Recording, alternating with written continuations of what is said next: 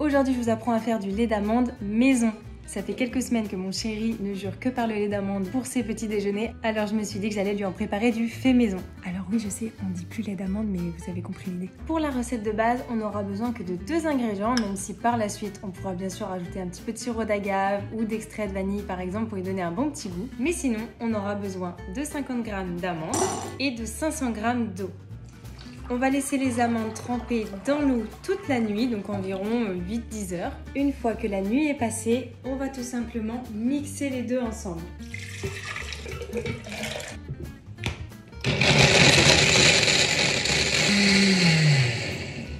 Au bout de 2 minutes, on a quelque chose de vraiment bien mixé. Mais comme vous pourrez le constater, il reste encore des petits morceaux d'amande, raison pour laquelle on va filtrer le tout. Malheureusement, les tamis et chinois ont des trous qui sont encore beaucoup trop gros pour filtrer notre lait d'amande. On va donc devoir utiliser un sac à lait végétal. J'ai trouvé le mien sur Coro et je l'ai tout de suite ajouté à ma dernière commande. On verse donc notre préparation à l'intérieur du sac. Alors vous l'aurez remarqué, du lait d'amande finalement, ce ne sont que des amandes et de l'eau. Et c'est pour cette raison que depuis quelques années, on ne peut plus appeler cette boisson du lait, car en réalité ce n'est pas du lait. C'est pour ça que souvent en magasin, vous allez retrouver la mention de boisson végétale ou boisson à l'amande et non pas lait.